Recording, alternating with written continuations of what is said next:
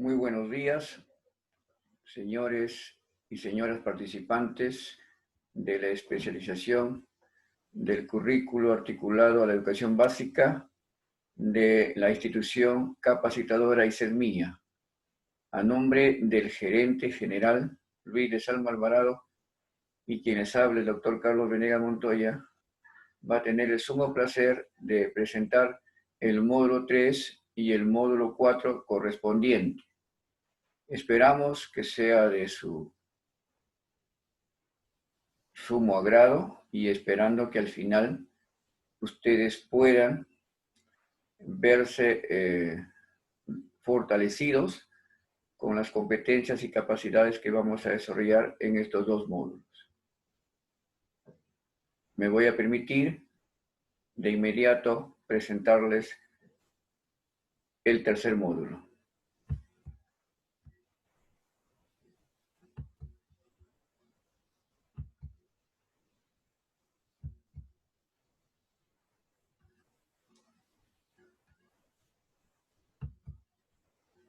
Vuelvo a reiterar mi saludo a todos los participantes de la zona de Pucallpa y alrededores, de Iquitos y de toda nuestra hermosa selva. El día de hoy vamos a empezar con el módulo 3, importantísimo, forma parte de la planificación curricular, de los planes curriculares que se desarrollan en la educación básica regular. Para esto, los invito a ustedes a ser partícipes de los contenidos que voy a desarrollar. En primer lugar, les señalaré, estimados maestros y maestras, mi cordial saludo, con la fortaleza de que se encuentren bien de salud, en nombre de Dios. Esperamos que esta pandemia pase pronto y de repente ya no encontrarnos en una parte virtual como la que vamos a compartir el día de hoy, sino también en forma presencial. En primer lugar, los planes curriculares, de acuerdo al Ministerio de Educación, se dimensionan en tres formas. Uno, la planificación propiamente dicho, que corresponde a los diagnósticos que se hagan en la institución educativa y que estos respondan a los intereses, demandas que tengan los estudiantes, como parte 1. Como parte 2 es la planificación de las programaciones curriculares y luego de ello la elaboración propia. Los documentos de las programaciones curriculares están divididos a su vez, de acuerdo al Ministerio de Educación, en cuanto a su duración, en dos partes también. Las programaciones de largo alcance, como la programación curricular anual, y la programación de corto plazo, que incluyen a la unidad didáctica con sus respectivos proyectos de aprendizaje y unidades de aprendizaje, y por último, la sesión de aprendizaje. Muy bien. Esto con respecto a lo que les he señalado, repito, a largo plazo, el plan curricular anual, o denominado también por nosotros como PCA, y que estos se dan en las modalidades de la educación básica y dentro propiamente de nuestra educación básica regular en los niveles inicial, primaria y secundaria, a largo plazo y a corto plazo. Veamos a largo plazo la programación curricular anual o también PCA. Los elementos que debe contener como mínimo, de acuerdo al Ministerio de Educación, en la cartilla justamente con ese nombre, que salió el 2017. Si bien es cierto, tiene que haber una presentación, esta presentación son los datos informativos. Algunos los toman en cuenta, otros no, y es precisado con los datos de la institución educativa. Pero, por favor, les recomiendo que sean lo más sucinto posible, lo que corresponde. Como es un documento de largo plazo y va a regir desde el mes de marzo estoy hablando de época presencial, hasta diciembre, entonces es necesario mencionar la Dirección Regional de Educación, la UGEL, Unidad de Gestión Educativa Local, donde corresponda, también el nombre de la institución educativa y también podemos colocar el grado, la sección, en este caso la que nos corresponde, si es por nivel primario, inicial, y el área curricular si es secundaria. Por lo tanto, y como elemento parte importante también que debe contener en estos datos informativos es todo el plazo que se va a realizar. O sea, me estoy refiriendo al inicio y término. En el inicio, la fecha exacta, en todo caso en el mes de marzo, y el final, que es al término de la calendarización. Solamente cada institución educativa sabe qué fecha de término va a colocar al programa curricular anual. En segundo lugar, tenemos a los propósitos de aprendizaje. Entonces, como introducción, ¿no? Número uno serían los datos informativos. Hay algunos que también colocan la descripción del área. Cuando se llama descripción del área, generalmente es en secundaria, porque en secundaria los profesores trabajan solamente con una determinada área, ¿no? Y en primaria no, porque en primaria están todas las áreas y es por grado y sección, en inicial también. Podemos considerar también los propósitos de aprendizaje como parte 2, si es que usted ha tomado como parte 1 a los datos informativos, o sea, la información de la institución. Los propósitos de aprendizaje, estos propósitos se está refiriendo a las competencias, las capacidades, los estándares, los desempeños que se va a alcanzar en el grado y o sección durante todo el año y también los enfoques transversales, ¿no? Esto en un cuadro de doble entrada se coloca de mano izquierda hacia derecha. En un cuadro de la mano izquierda usted puede colocar competencias, capacidades y enfoques en la parte última del cuadro y en la mano derecha es la organización del tiempo. En la organización del tiempo usted va a colocar si está distribuida en bimestres los periodos o en trimestres y por cada un bimestre o trimestre el número de unidades que luego vamos a ir desglosando más adelante.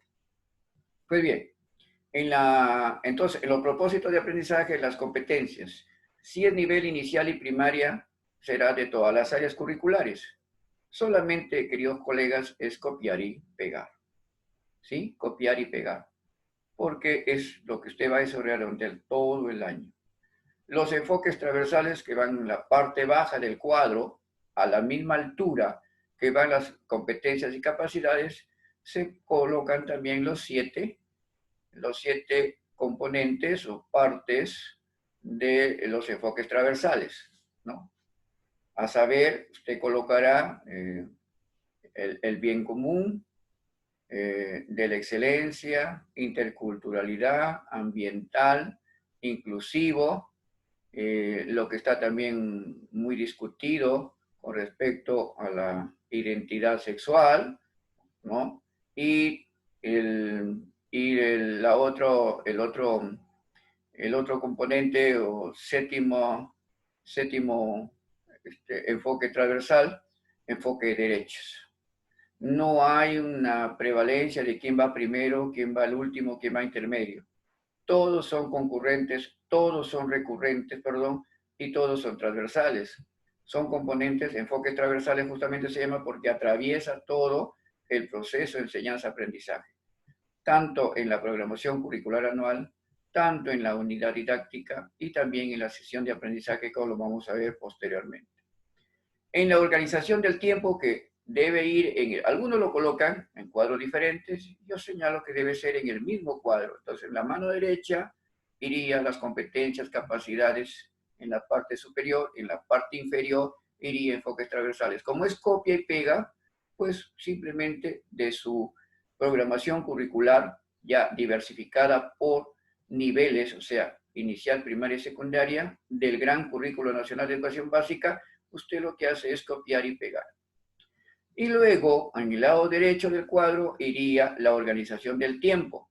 En la organización del tiempo, usted colocaría si es por bimestre o si es por trimestre, de acuerdo a su planificación institucional. Aquí también algunos también colocan el número de meses, ¿no? Aunque eso lo puede hacer usted en la distribución de las unidades, pero bueno, coloca el número de meses por unidad y también algunos colocan ya inclusive el nombre, pero eso lo dejo yo para otro de los elementos. Entonces, en la organización del tiempo y los propósitos de aprendizaje, competencia, capacidad y enfoque transversal, todos van juntos. Cuadro de doble entrada de tal manera que las competencias están claramente señaladas y que se articulan con el cuadro, ¿no? En ambos lados, se articula por la parte superior derecha, ¿no? La parte superior derecha está el tiempo, unidades, y a la parte, digamos, de la parte izquierda, tanto superior e inferior, están las competencias, capacidades y enfoques transversales. Entonces, en ese cuadro donde se intersectan los dos, usted colocaría, en tal unidad voy a desarrollar estas competencias, ¿no? Con estas capacidades, estos enfoques transversales, y lo distribuyo durante todo el año, ¿no? Todas las unidades tienen que ir juntas dentro de este cuadro de doble entrada. El Ministerio de Educación ha repartido cartillas muy interesantes, muy sucintas, cortas, y que sirve para, en lugar de estar copiando y pegando toda la información, simplemente en ese cuadro señala en el tiempo, ¿no? Con respecto a las competencias, capacidades y enfoques transversales.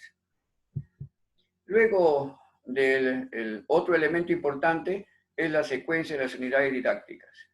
Entonces, en esta secuencia, lo que van son todas las unidades que están colocadas arriba en el cuadro que hemos acabado de indicar, ¿no? De acuerdo al bimestre, ¿no? No necesariamente tienen que ser 8 unidades como muchos en varias capacitaciones que he tenido me dicen, doctor, sabemos que son 8, es correcto, no es tan correcto porque no hay camisa de fuerza, usted lo puede hacer en menos, lo puede hacer en más de 8, ¿no? Y son todas aquellas, solamente usted es la que sabe qué es lo que va a hacer en su institución educativa, para eso se planifica en el mes de marzo, ¿no? Las primeras semanas.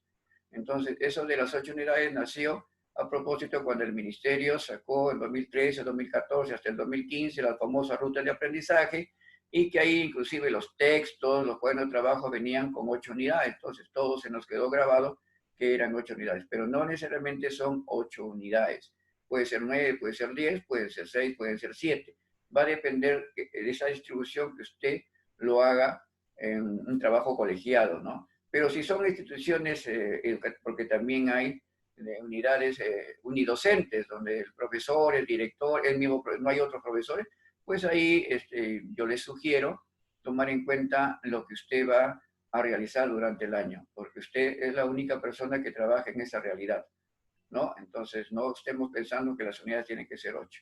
Una vez que tiene las unidades, hay que colocarle un nombre ya proyectado, porque de ahí va a salir ya a la unidad, que es el otro documento, ¿no? El segundo documento. Usted tiene que colocar ya el posible nombre de las unidades, ¿no? Si usted ha creído conveniente 6, 7, 8, 9 o 10, todas ellas tienen que tener ya un nombre sugestivo. Más adelante vamos a decir qué nombre se coloca a las unidades, pero ya de hecho tienen que ir las unidades. Y ahí también puede ir ya distribuido los meses, ¿no? Las fechas de tal mes a tal. Eso sale de su calendarización. Algunos lo que hacen para facilitarlo, solamente colocan los nombres de las unidades y copian y pegan la calendarización que tienen de la institución, que eso ya está en el aplicativo de Plan Anual de Trabajo. Lo único que es copian y pegan porque ahí están los meses, la distribución de los días inclusive, ¿no? De tal a tal fecha va la unidad 1, unidad 2, unidad 3, así, y las unidades que usted considere. Muy bien.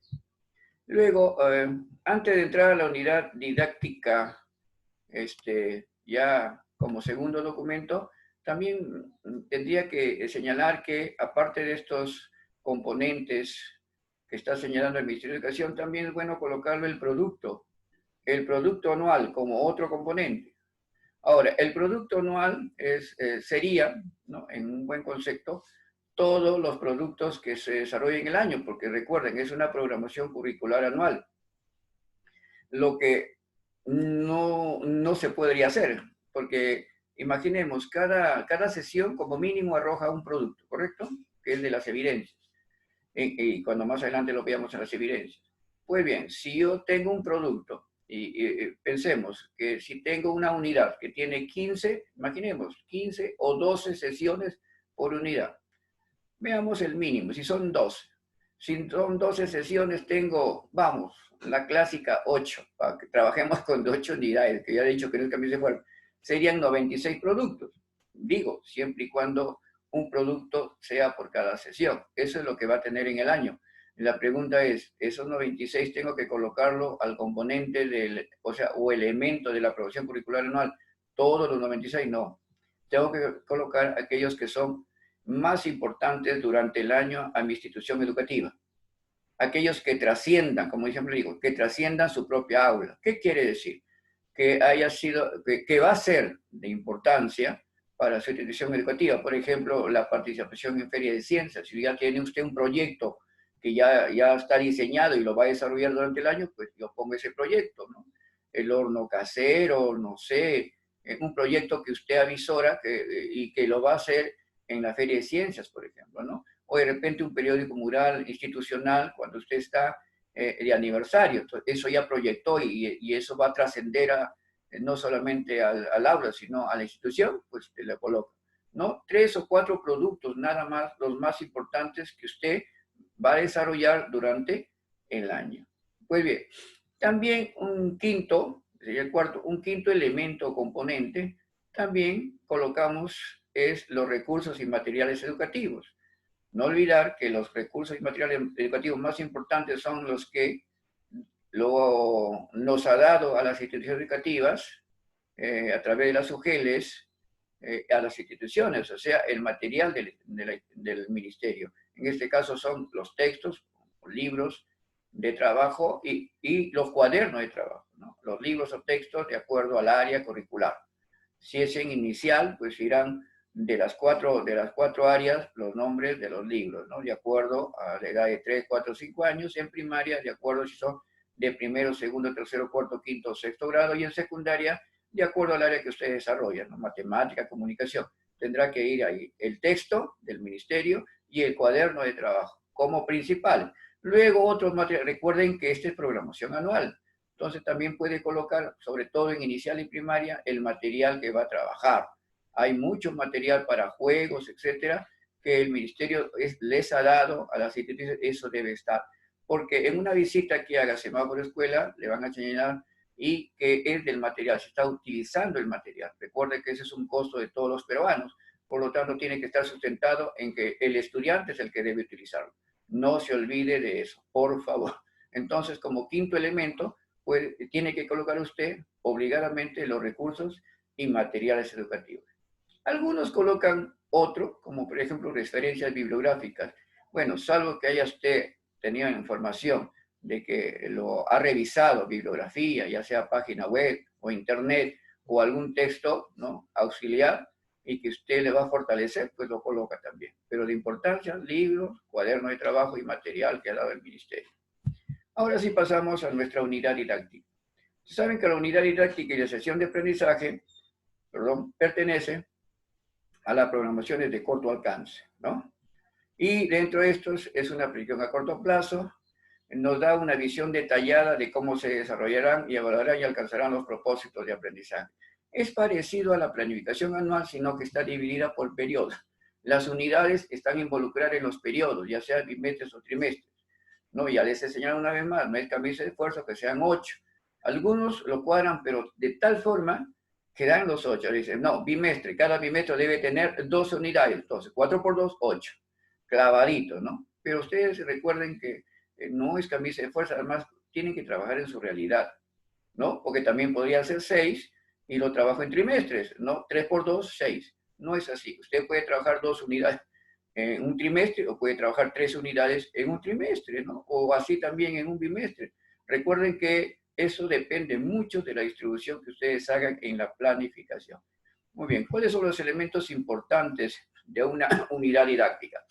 Bueno, el título y datos generales. Bueno, el título tiene que ser un título sugestivo, o sea, un título que le interese al estudiante, ¿no? Esa es la portada, ¿no? Decía yo en otras capacitaciones que si yo voy a una librería, una biblioteca, etcétera, busco un libro para leer, ¿no? Sea cualquiera de esos, me sugestiona el título. A partir de ahí del título yo puedo, salvo que ya vaya en forma preconcebida qué libro voy a querer, ¿no? Pero si yo estoy buscando algo nuevo, ¿qué es lo que me interesa? Refleja el nombre. Desde el título ya me está sugiriendo que es importante, luego comienzo a revisar, etc. Así también es el título de unidad. Es para el estudiante. Recuerde que el título no es para usted. No es que a usted le guste, sino que tiene que gustarle al estudiante. Recuerden eso. ¿Cómo se nombra el título? Hasta el año 2018 hacia atrás, colegas, solamente se utilizaba el nombre en tercera persona, o sea, lo abordaban todos. Y me parece muy bien, pero ahora ya se permite con la experiencia, inclusive mencionar hasta en 3 tipos de nombres. Voy a hacer un ejemplo. Normas de convivencia. Si yo quiero trabajar la unidad normas de convivencia, ¿no? Que generalmente se trabaja siempre al empezar las clases, generalmente, ¿no? Distribución de secciones, sectores también se trabaja, sobre todo en inicial y primaria. Pues bien, yo puedo nombrar de 3 formas diferentes con el mismo contenido, por ejemplo, normas de convivencia. Puedo decir, con lo que ya señalara el Ministerio de Educación en tercera persona en plural, es decir, elaboramos nuestras normas de convivencia. Excelente. Pero también puedo nombrarlos en signo de pregunta, ¿no? Por ejemplo, puedo decir, ¿podemos elaborar nuestras normas de convivencia? ¿Es necesario elaborar nuestra norma de convivencia? Miren, con signo de interrogación, por favor. Y también hay una tercera, que es nuestra clásica, o sea, estoy hablando pues del aprendizaje que nosotros se desarrollaba sin competencias, ¿no? Y donde se ponía el nombre nada más, por ejemplo, la sílaba, la oración, las plantas, los animales, ¿no? A ver, el rescate de Atahualpa, etc. O sea, títulos nada más. También está permitido. Por favor, revisen 2019 en cuanto a nivel secundaria, qué está proponiendo, ¿no?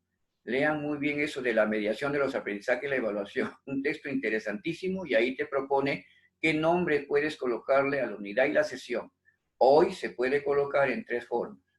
También entonces, yendo con el ejemplo de norma de convivencia, simplemente ¿qué colocaré? Muy bien, ustedes lo han dicho.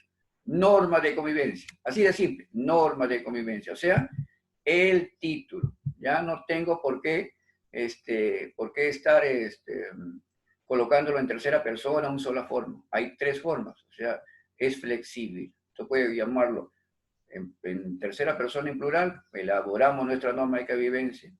Puedo elaborarlo también, el título puedo colocarlo en signo de interrogación. ¿Es necesario nuestra norma de convivencia? La respuesta es lógica, que sí.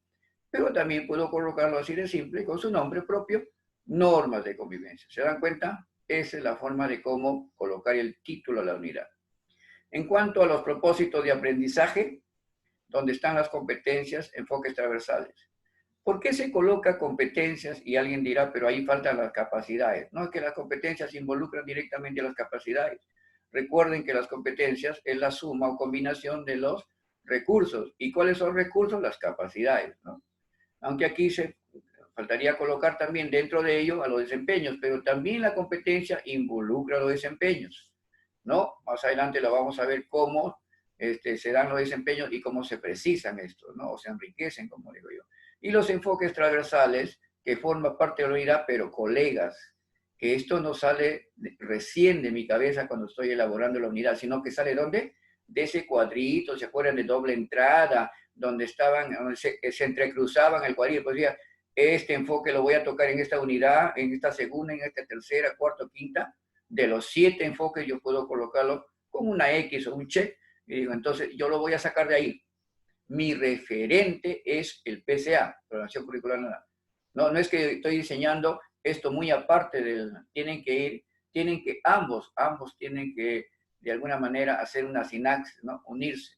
¿De dónde sale entonces? El documento matriz es el PCA, Programación Curricular Anual. Entonces mi unidad, ahí veré, en la unidad 1, ¿qué enfoque transversal marqué? ¿Qué voy a hacer de acuerdo a la unidad? Ah, ya, voy a hacer interculturalidad. Interculturalidad tiene que ir durante toda la unidad.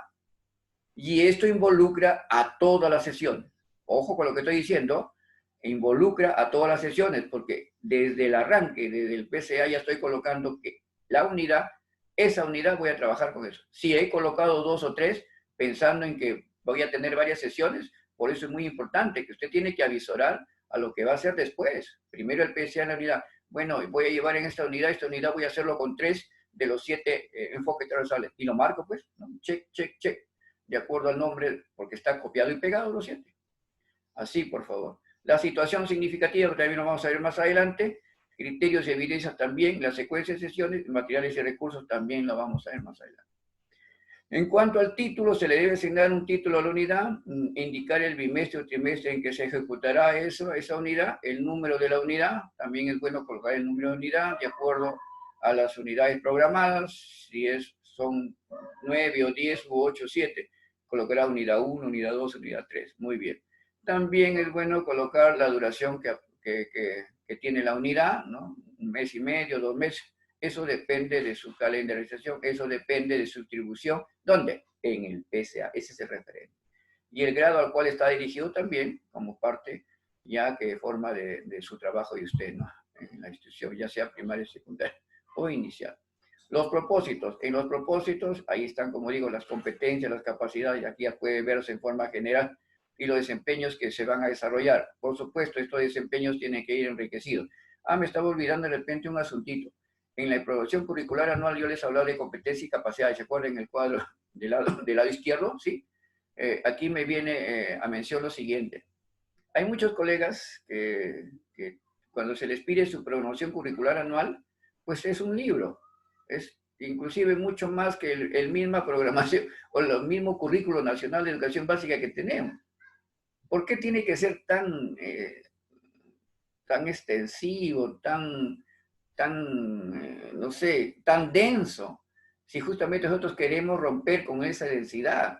Recuerden que el Currículo Nacional de Educación Básica nace, ¿no? O su característica principal, porque es menos denso que el del 2009, que era prácticamente una Biblia entera, con el perdón de religión, ¿no? Estoy haciendo solamente un símil. Era tan grande, pues imagínate que en el bolso no cabía, ¿no? Del profesor o profesor. Entonces, tiene que ser en forma resumida. Los desempeños no es necesario. Algunos que lo copian y pegan. Bueno, bueno, también hay que señalar que si el colega quiere no está revisando su programación, que lo tiene anilladito y todo, ¿no? O no sé, y quiere irse y trabajar todo el año con su programación, muy bien, lo felicito también. Entonces ahí sí, de alguna manera, puede decir que está bien, ¿no? O sea, que tiene razón, porque yo no voy a ver mi programación curricular del ministerio para recurrir a mis desempeños que ya están y que luego vamos a ver que son precisados en esta unidad, en este material de corto plazo. Si lo quiere trabajar así, pues bien, que lo haga. Pero si lo va solamente a copiar y pegar para mantenerlo ahí y entregarlo o tenerlo en su carpeta pedagógica, lo que va a hacer es gastar mucho más material, en este caso papel bond, tinta, etcétera, ¿no? Y eso cuesta. Entonces yo solamente le digo que vaya en competencia y capacidad es copia y pega, ¿no? Muy bien. Pero algunos lo hacen. Muy bien. Respeto eso, ¿no? Los desempeños de grado pues, tienen que ser precisados. ¿Ah? Miren, inclusive el ministerio dice que pueden ser precisados. No, está bien que estén precisados. Ahí sí se justifica porque es por unidad y luego para tener menos trabajo porque de ahí se va a tomar para llevarlo a ¿dónde? A las sesiones de aprendizaje, ¿no? Entonces, eso sí tiene, y también los enfoques transversales que se va a desarrollar durante la unidad y estos tienen que estar desglosados, o sea, diversificados en los valores y actitudes. Recuerden que los enfoques transversales, lo vimos en el segundo módulo de esta especialización, de que representan a los valores y actitudes de los estudiantes y del profesor.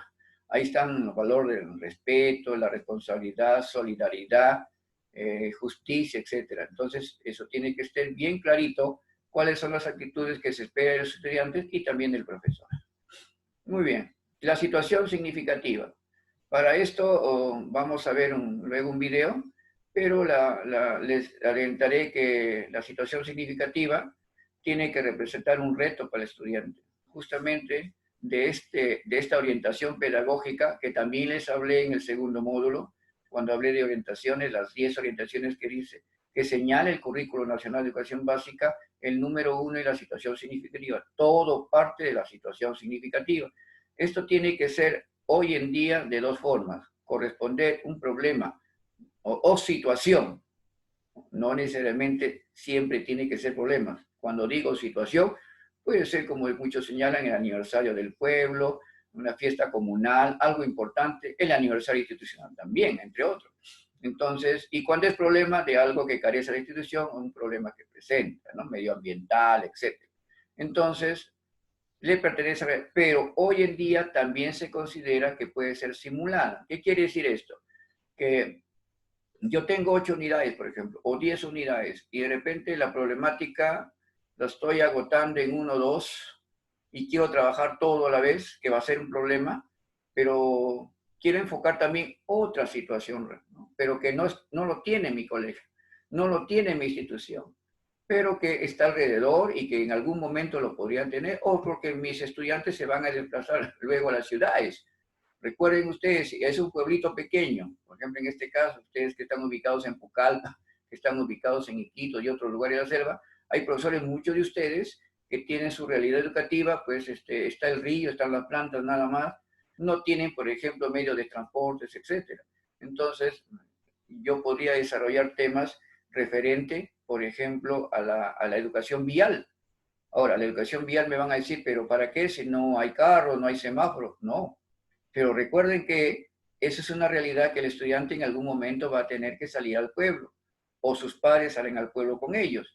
Entonces, se puede tomar esa situación significativa, ¿no? Simulada, puede ser simulada.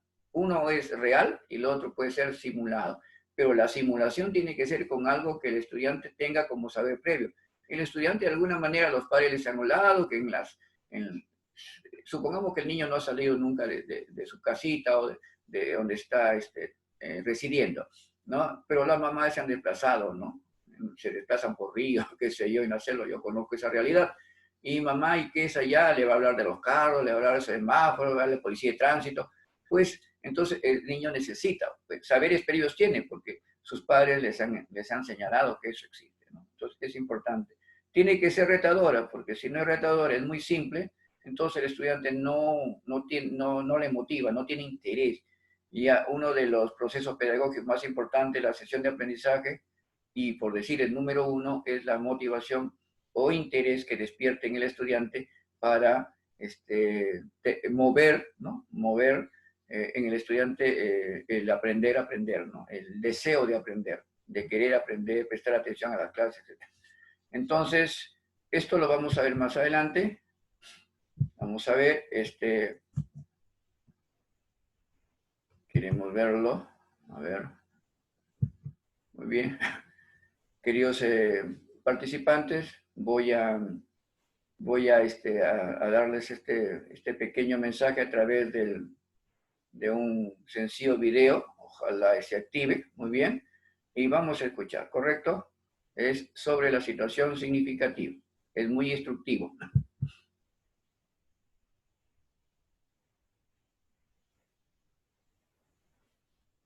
Hola a todos, ¿cómo están? Bienvenidos nuevamente al canal. El tema que trataremos hoy son las situaciones significativas. ¿Te preguntaste qué son las situaciones significativas? Bien, a una situación se le denomina significativa porque plantea un reto o desafío, auténtico o simulado, que permite movilizar y combinar diversas capacidades para desarrollar las competencias. Bueno, también una situación significativa no siempre es un problema, puede ser una oportunidad. Estas situaciones deben responder a los intereses y a las necesidades de los estudiantes, con algo que les concierne y les interesa. Es así que pueden conectar sus saberes previos con la nueva situación. También posibilita que ellos pongan en juego sus competencias, incluso avanzar hasta niveles de desarrollo mayor al que ya tenían. Hay que tener en cuenta, una situación no es significativa cuando las acciones realizadas por los estudiantes son rutinarias o de baja demanda cognitiva. Y algo muy importante, antes de realizar nuestra situación, tenemos que partir de las competencias que queremos desarrollar. En resumen, una situación es significativa cuando parte de un contexto real o simulado, ya sea un problema, una necesidad o un interés. Veamos un ejemplo de una situación significativa en el área de matemática. Yo quiero desarrollar la competencia, resuelve problemas de cantidad y resuelve problemas de gestión de datos e incertidumbre. Esto es en el segundo grado de secundaria. Y la situación es la siguiente. Los estudiantes del segundo grado de secundaria de la institución educativa se encuentran en pleno crecimiento y es necesario que conozcan sobre la buena alimentación para prevenir diferentes enfermedades y así llevar una vida sana. Frente a esta situación, ¿cómo podemos saber qué tipo de alimentos nutritivos consumimos con mayor frecuencia? ¿Cómo saber qué porción de alimentos de cada tipo es adecuado consumir? ¿Qué ocurre si consumimos menos de lo necesario de cada uno de los alimentos?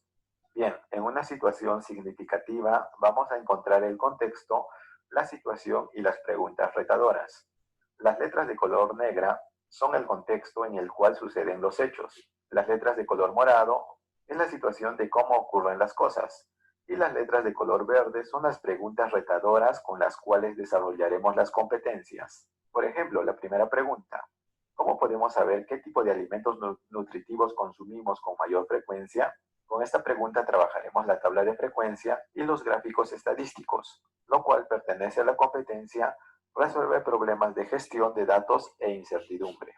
Y con la segunda y tercera pregunta, trabajaremos operaciones con números racionales, lo cual pertenece a la competencia de resuelve problemas de cantidad.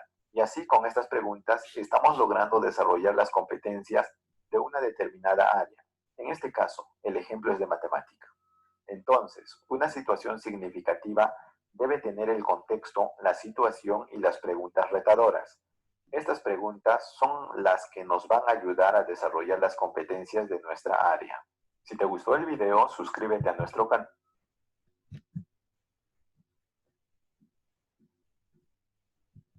Bien, colegas, vamos a retomar. Fue muy importante el video, muy explicativo, y nos señala pues que la situación significativa son tres elementos importantes. El contexto, o sea, dónde se realiza, es la institución educativa, el grado, la sección, etcétera. Y luego se plantea la situación, qué es lo que está pasando. La situación puede ser, como le digo, un problema o puede ser una situación dada, ¿no? Por ejemplo, como le decía, puede ser el aniversario, es fecha importante, el 28 de julio, el Día del Maestro, la Semana Santa. Hay tantas fechas que se pueden tomar como nombre de la unidad, ¿no? En este caso. Y a partir de ahí hacer las preguntas interrogativas, retadoras de cómo vamos a resolverlo, ¿no? Eso va a dar lugar después al desarrollo de las competencias, capacidades que se va a involucrar durante toda esa unidad. La asignación, entonces, en resumen, el contexto, las preguntas retadoras, las evidencias. Estas evidencias ya es de las competencias, ¿no? En general. Entonces, cada pregunta retadora va a tener su propia evidencia. Esta evidencia es lo que nos va a dar el producto, ¿no? Que eso se va a convertir ya en las sesiones de aprendizaje. Bueno, ahí está el ejemplo, otro ejemplo ya que para lectura. Y ahora pasemos al número 4 como componente, criterios y evidencias de aprendizaje, instrumentos de valoración.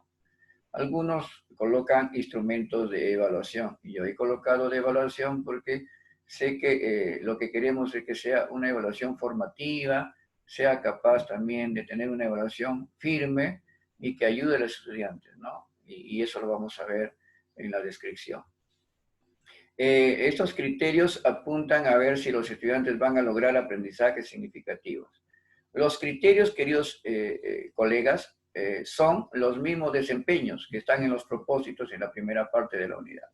Usted, cuando diseña su unidad, después de los datos informativos, inmediato del título de la unidad, va a los propósitos de aprendizaje. En estos propósitos de aprendizaje tenemos, como bien lo hemos dicho, la competencia, la capacidad, los desempeños, que lo vamos a ver muy aparte porque tiene una connotación importante, y las evidencias justamente de estos desempeños.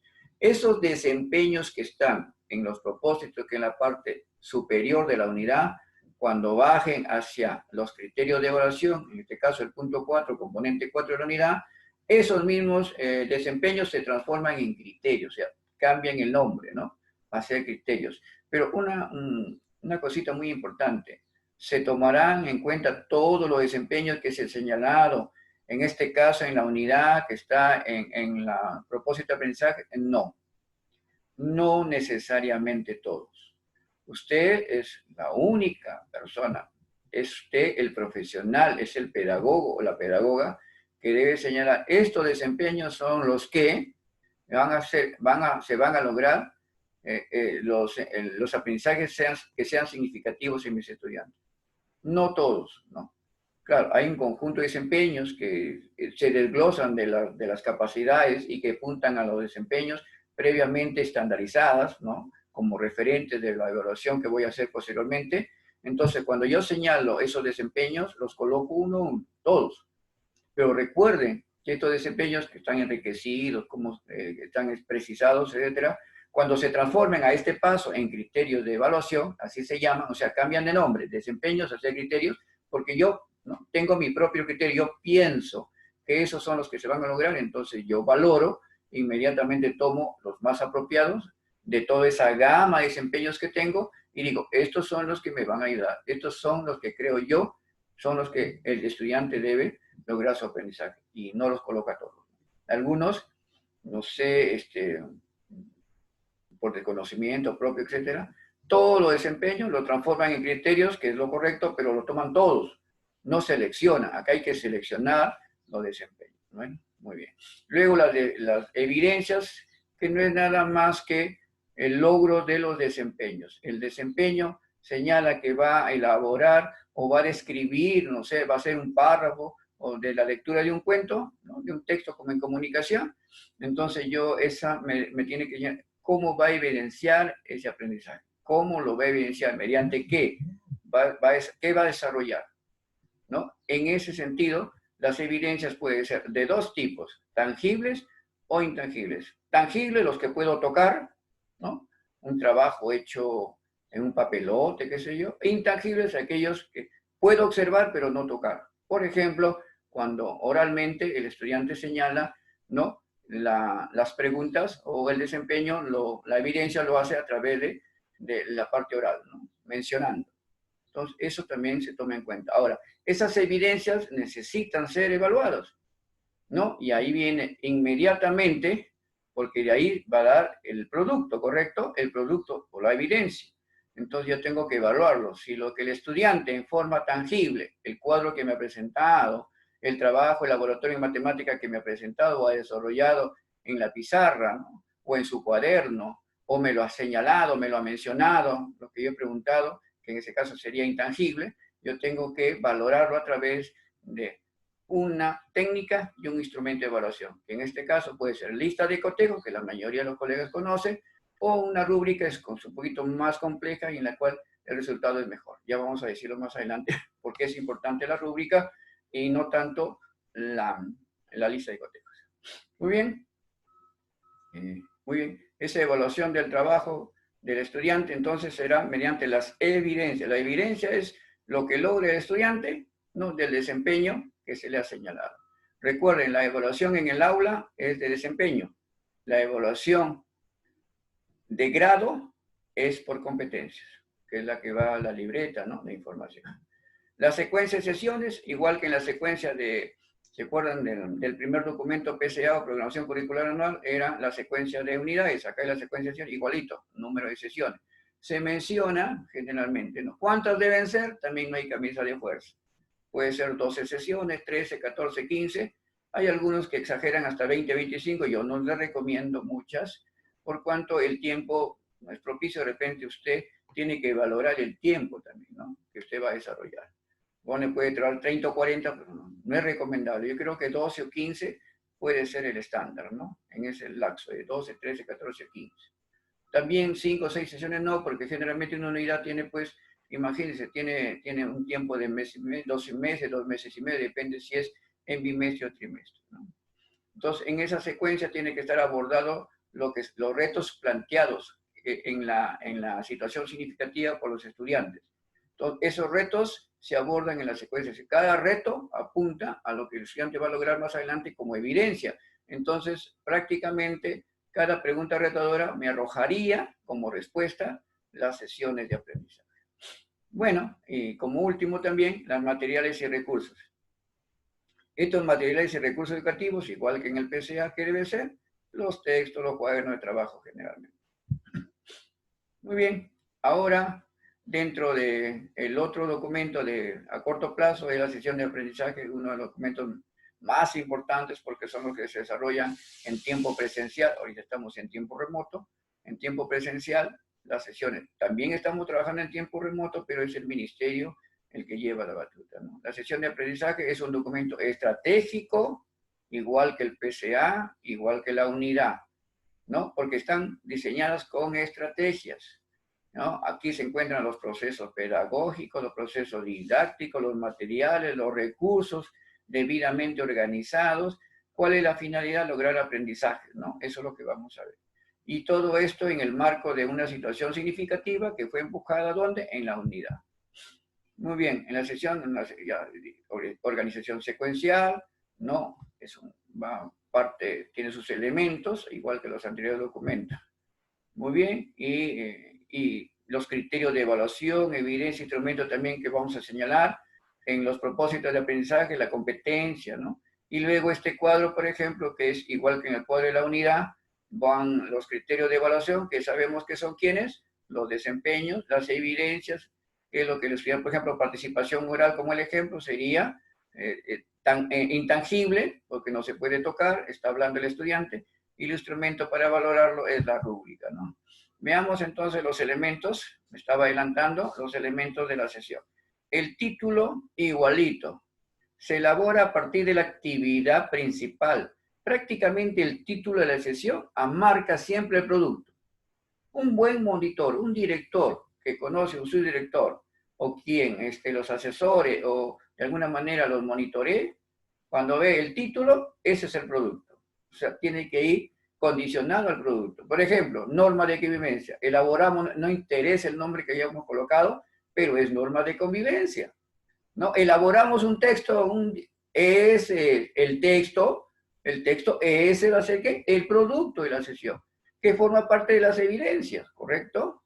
Muy bien, el propósito de la sesión, donde están las competencias, capacidad y desempeño. Los desempeños, lo vamos a ver dentro de un momento, que tienen que ser precisados. Y yo le digo enriquecidos, no es difícil. Y luego lo que se produce ya dentro de la SECA. Algunos colocan el antes de la sesión. Generalmente el Ministerio de Educación apunta a qué recursos materiales voy a emplear, ¿no? Plumones, pero eso generalmente es para inicial y primaria, ¿no? En secundaria puede correrse este elemento y pase a los propósitos. Los propósitos de aprendizaje, ahí se identifican las competencias, capacidades y desempeños de grado. Y luego los enfoques transversales, ¿no? De la unidad. Y de la unidad, que salió ¿de dónde? En la programación curricular. Miren ustedes, hay todo un seguimiento, ¿no? Hay una interrelación. Los momentos de la sesión, sabemos que son 3, y para trabajar en casa, generalmente se puede hacer o no se puede hacer, no está prohibido tampoco, se tiene que decir que se acepta que siempre en cada sesión se desarrollen tareas. Es bueno hacerlo en los primeros grados, en inicial, fundamental, porque tienen que ayudarse, el proceso de enseñanza-aprendizaje no se puede interrumpir, tiene que llevarse a casa, los padres ayudan, pero ya en secundaria muchas veces se vuelve tortuoso y también en algunos chicos que tienen que ayudar en casa, etcétera, ¿no? Eso ya es trabajo del profesor, pero no es una camisa de fuerza que lo desarrolle siempre. Tampoco está prohibido, por favor. Bueno, las reflexiones sobre el aprendizaje, el tiempo. El tiempo es importante. Generalmente, ayer tenía una reunión y me decía, por ejemplo, profesor, usted nos dice que el tiempo tiene que ser de 90 minutos hacia adelante, ¿no? Menos de 90 minutos no. Pero bueno, me tuve que retractar, porque en primaria y secundaria sí es de 90 minutos o más. Sí, es antipedagógico trabajar 45 minutos o una hora pedagógica. Pero los de inicial me enmendaron la plana y qué bien que lo hayan hecho, y les traigo a ustedes a colación, y que hay de 60 minutos, ¿no? Los profesores inicial trabajan 60 minutos, una hora pedagógica, ¿no? Una hora cronológica, no pedagógica. Y eso sí está permitido, porque los estudiantes, los pequeñitos, no pueden soportar un tiempo, pues, ¿no? Ustedes saben que el grado de atención de los niños de 4 o 5 años, ustedes sabían que es de 5 a 6, 7 minutos, no más. Siempre hay que estar con algunas estrategias, algunas dinámicas, llamando la atención siempre a los chicos, llamando la atención en el sentido de que se enfoquen en lo que se les está diciendo. El niño siempre es divertido, siempre está con sus compañeros. Es bien difícil que un niño preste atención en unos 10, 20, 30 minutos, ¿no? Es demasiado. Entonces siempre tiene que desarrollarse estrategias dinámicas que los profesores de educación inicial lo llevan muy bien. Entonces el tiempo recomendado es 90 minutos entre primaria y secundaria, inicial 60 minutos como mínimo. Bien, ahora yo quiero participarles un video último, ¿sí? Un video último, muy bien. Veamos sobre el desarrollo de la sesión. Totalmente un resumen de la maestra Orellana, que me parece muy importante, ¿sí? Por favor, presten atención. Hola, en este video voy a señalar de manera gráfica y detallada los pasos a seguir para planificar y programar una sesión de aprendizaje. El primer paso es señalar los propósitos de aprendizaje, entendido como las competencias, desempeños y enfoques transversales. Esto lo sacamos de la unidad didáctica. El segundo paso consiste en plantear el producto o evidencia de aprendizaje que responderá a las evidencias de aprendizaje de la unidad. Sabemos que la unidad didáctica, sea una unidad de aprendizaje o sea un proyecto de aprendizaje, plantea un producto o llamado evidencias de aprendizaje. Los pasos que vamos a dar hacia la construcción de esas evidencias de aprendizaje, sean tangibles o intangibles, serán o representarán a los productos de cada una de las sesiones. Como les decía en el video anterior, si mi producto, por ejemplo, es confección de una falda, mi primera sesión será la compra de los insumos para esa falda. Mi segunda sesión será hacer el molde para esa falda y así sucesivamente todos los pasos que voy a dar hacia la construcción del producto. Vuelvo a insistir, sea tangible, lo que puedo tocar, o sea intangible, lo que puedo observar. O sea, la idea es que a través de ese producto se observe el desarrollo de las competencias, que ese viene a ser los aprendizajes requeridos en este enfoque.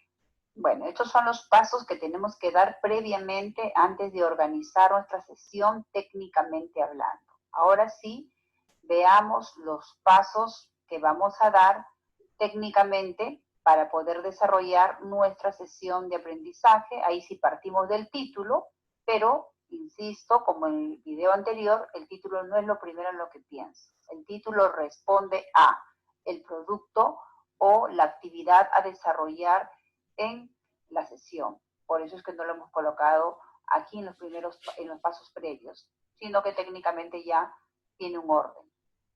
Bien, ahora el primer punto que ya vamos a tomar técnicamente hablando es el título. Ese título va a responder a la actividad que vamos a desarrollar en la sesión o al producto a obtener en esa sesión de aprendizaje. Veamos un ejemplo. Imaginemos que la evidencia de la unidad didáctica es producción de un cuento. Entonces, ¿cómo yo voy a articular mis sesiones? Como ese es el producto que yo voy a obtener, es decir, producción de un cuento, mi primera sesión será que lean un cuento, entonces el título de la sesión será Leemos un cuento. ¿Por qué leemos un cuento? Porque nos tenemos que involucrar en el proceso de enseñanza-aprendizaje. Otra sesión, la segunda, sería Reconoce los personajes del cuento. Eso es lo que nosotros queremos, eso es nuestra intención. Entonces le pondríamos como título Reconocemos los personajes de un cuento, puesto que es lo que nosotros estamos queriendo lograr, ¿no? Es una actividad. O sea, la actividad que vamos a desarrollar obedece al título. Otro punto, otra sesión, sería identifica la estructura de un cuento. Como nos tenemos que involucrar, identificamos la estructura de un cuento. Otra actividad que podemos plantear es que elabore su plan de redacción. Para poder elaborar el título, colocamos, involucrándonos como siempre, elaboramos un plan de redacción del cuento y así sucesivamente hasta obtener el producto final que va a responder a su vez a la evidencia sugerida en la unidad didáctica. El segundo paso es los propósitos que ya habíamos visto anteriormente. Ahí señalamos las competencias y las capacidades. Deben ir todas las capacidades para garantizar que se logre las competencias, por lo menos que se vayan desarrollando. Luego tenemos también los desempeños, los enfoques transversales, que ahora los vamos a ir explicando. Los desempeños. Aquí tenemos que precisarlos.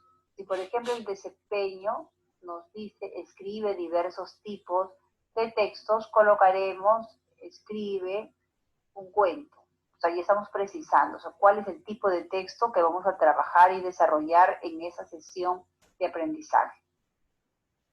Luego tenemos a los enfoques transversales que responden a las necesidades de aula y que apuntan hacia el desarrollo de la competencia. Cuando decimos que responde a las necesidades de aula, por ejemplo, si tenemos estudiantes que se agreden física o verbalmente, tenemos que trabajar los enfoques que estén orientados hacia ello para poder lograr una convivencia adecuada. Igualmente, sabemos que estos enfoques forman parte del desarrollo de una competencia. Esto lo vamos a lograr a través de acciones observables. Estas no solamente deben ser de parte de los estudiantes, sino también de los docentes. Recuerden que los enfoques transversales no solamente los tenemos que demandar de parte de los sujetos que aprenden, sino también de los que enseñan y de todos los que comparten el espacio escolar. Desarrollo de la sesión. Aquí en el desarrollo de la sesión vamos a ver los momentos, ¿no? Los momentos de la sesión que son inicio, desarrollo y cierre, y todos los procesos pedagógicos, cómo se articulan en torno a estos momentos. En el inicio tenemos la motivación, que es permanente. El error constructivo. Hacer entender a los estudiantes que el error forma parte del proceso de aprendizaje es muy importante para que se puedan motivar, para que puedan participar, para que puedan preguntar, para que puedan cuestionar sin el temor de ser descalificados. Entonces creo que siempre es importante no dejarlos en el error, hay que evidenciar el error, pero de forma asertiva, es decir, sin lastimar, sin ofender, siempre con buena disposición para que ellos se sientan motivados e interesados en seguir participando. El otro proceso pedagógico que corresponde al inicio es la problematización. Ahí planteamos un reto que esté orientado o que mire al reto de la unidad. Recuerden que la sesión forma parte de la unidad didáctica, es una partecita en la que se va a trabajar de forma específica para poder responder hacia la unidad didáctica. El recojo de saberes previos también es permanente. Aquí se recogen los saberes que traen consigo los estudiantes, ¿no? Que pueden ser sentimientos, que pueden ser conocimientos ya estructurados, que pueden ser habilidades, etc. Estos no se califican, puesto que constituyen con lo que viene el estudiante para nosotros poder tener una idea de cómo vamos a ingresar el nuevo conocimiento y para que se pueda provocar los aprendizajes. Ese es el punto de partida de los aprendizajes. Propósito y organización, también de carácter permanente. Aquí se les comunica a los estudiantes lo que van a aprender, cómo van a aprender y con qué criterios serán evaluados. Esto es importante por cuanto él ya va a poder saber definir qué es lo que se espera de ellos, qué es lo que se espera en términos de aprendizaje de ellos, entendido, repito e insisto, como en el desarrollo de las competencias. En el desarrollo tenemos el otro proceso pedagógicos, que es gestión y acompañamiento de las competencias, que también es permanente. Ahí vamos a trabajar los procesos didácticos que nos van a permitir dar los pasos, ¿no?, necesarios para poder responder al enfoque de área. Es aquí donde se plantean diversas estrategias. Como vemos, los procesos didácticos responden y están orientados al enfoque del área. Las estrategias, que son procedimientos que de manera intencionada se plantean para lograr un objetivo, los podemos encontrar en las rutas del aprendizaje.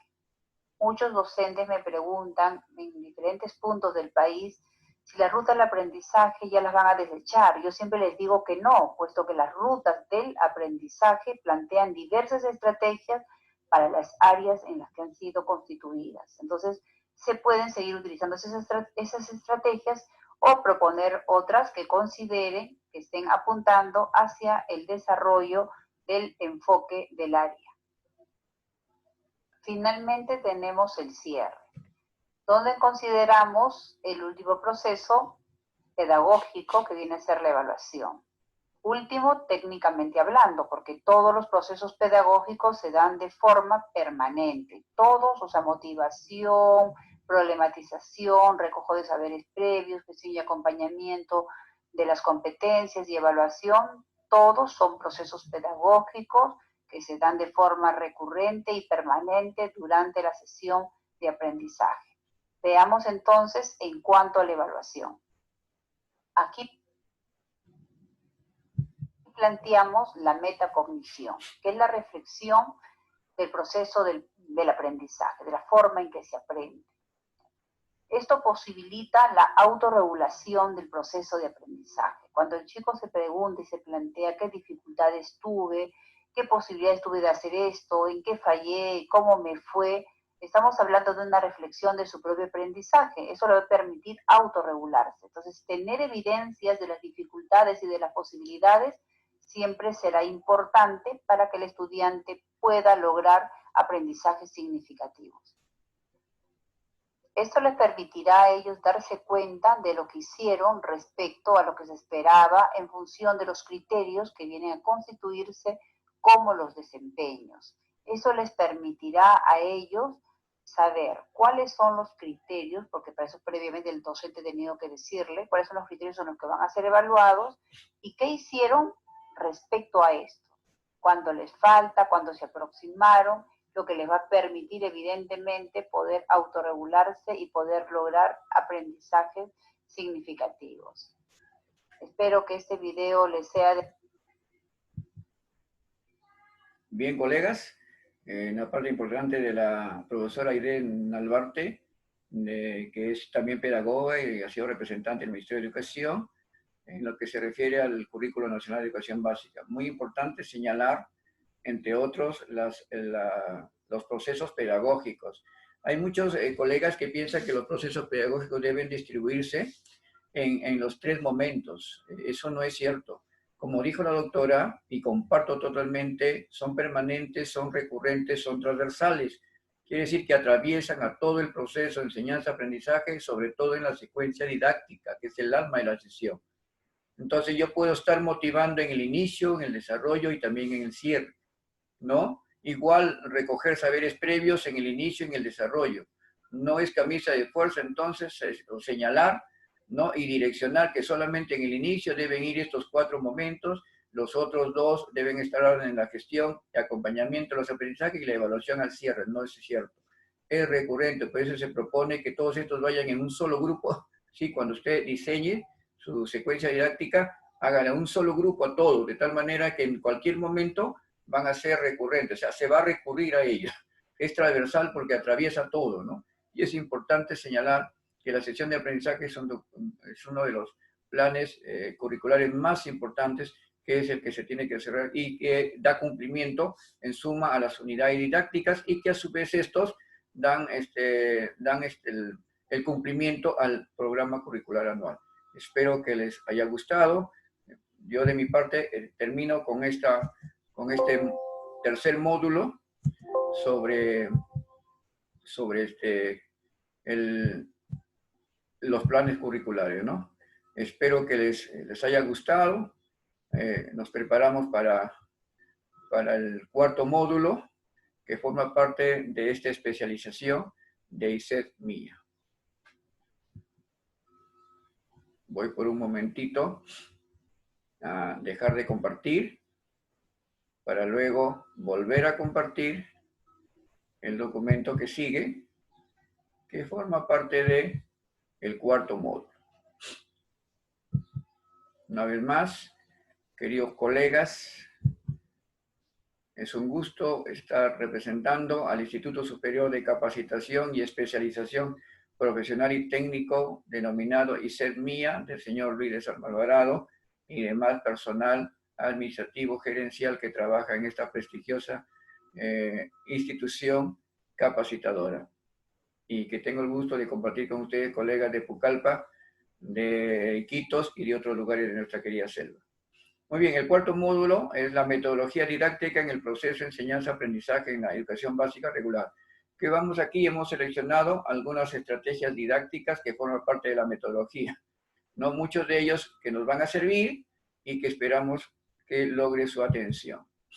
Bueno, entendiendo que las estrategias didácticas por competencias, ya que estamos en un enfoque por competencias, ¿cuál es su finalidad? Es lograr aprendizajes significativos.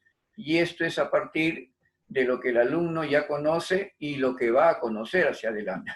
La maestra Aide Nalbarte nos decía al final que son las estrategias que finalmente se lleven la secuencia didáctica las que van a lograrse aprendizajes significativos. Las estrategias didácticas, queridos colegas, pertenecen a los enfoques pedagógicos, los enfoques, didácticos, los enfoques didácticos de la sesión de aprendizajes. Todas las áreas curriculares tienen su enfoque. Quiere decir que están focalizadas ahí mediante estas teorías y que eso se tiene que cerrar sí o sí mediante un conjunto de pasos, procesos que ya están bien señalados y que uno, para que se lleve a cabo el desarrollo de la sesión de aprendizaje, tiene que apuntar a eso. Por ejemplo, en comunicación, el enfoque es el enfoque comunicativo textual, ¿verdad? Y dentro de estos se dan varios pasos dependiendo del desarrollo de las competencias. Si yo quiero, por ejemplo, que los chicos en la comprensión lectora comprendan lo que leen, entonces yo desarrollo, por ejemplo, 3 momentos muy importantes, ¿no? De una lectura, porque es comprender lo que lee. Puede ser un cuento, un texto, qué sé yo, un recorte de periódico, de una revista, etcétera. Entonces el estudiante tiene que pasar por 3 momentos. Esos 3 momentos o procesos forman parte del enfoque pedagógico, el enfoque comunicativo textual, y son todas aquellas estrategias para antes de la lectura, durante la lectura y después de la lectura. Entonces yo le puedo señalar estrategias para que entren a la lectura. Por ejemplo, un breve parafraseo, ¿no? de la lectura del texto, ¿no? Y de repente recurrir al aprendizaje memorístico, ¿no? Por ahí también la parte memorística, cómo darle pautas o tics o estrategias para que puedan leer, ¿no? Lectura rápida, que sea. Durante la lectura, igual, cómo puedan apuntar, ¿no? Las ideas más importantes, señalar personajes. Ahí, por ejemplo, una técnica o estrategia didáctica podría ser resumen, ¿no? El análisis de los personajes, ¿no? El subrayado, etc. Y para el final, después de la lectura, el parafraseo, ¿no? Que con sus propias palabras señalen lo que ha leído, del cuento, del párrafo, de una lectura, etc. ¿Ven lo importante que son las estrategias didácticas? Muy bien. Pasemos a ver entonces un pequeño videito para motivar también, que es muy importante, sobre estrategias de aprendizaje, ¿no? Que forma parte de la didáctica. Muy bien. Prestemos atención, es breve.